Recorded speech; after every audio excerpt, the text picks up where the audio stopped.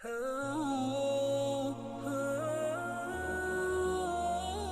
عبد القیس کا وفد رسول اللہ صلی اللہ علیہ وسلم کی خدمت میں آیا۔ آپ صلی اللہ علیہ وسلم نے دریافت کیا کہ کون سا وفد آیا ہے یا یہ کون لوگ ہیں؟ انہوں نے کہا ربیعہ خاندان کے لوگ ہیں۔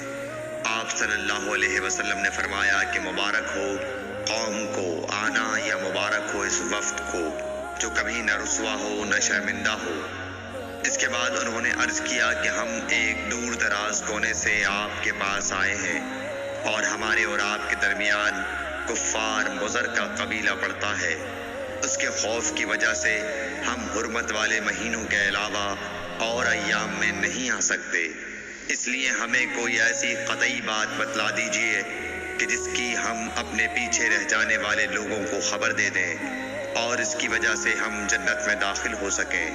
تو آپ صلی اللہ علیہ وسلم نے انہیں 4 باتوں کا حکم دیا اور 4 سے روک دیا۔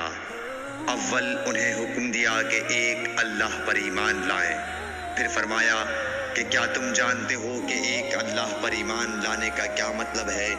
انہوں نے عرض کیا اللہ اور اس کا رسول زیادہ جانتے ہیں۔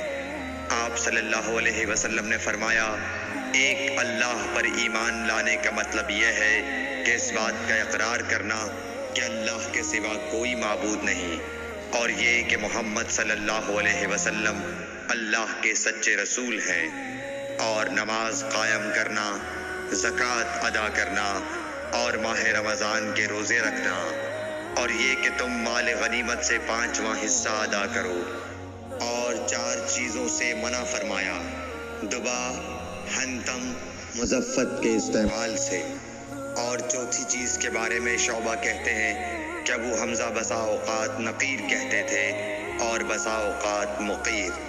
اس کے بعد رسول اللہ صلی اللہ علیہ وسلم نے فرمایا کہ ان باتوں کو یاد رکھو اور اپنے پیچھے رہ جانے والوں کو بھی ان کی خبر کر دو۔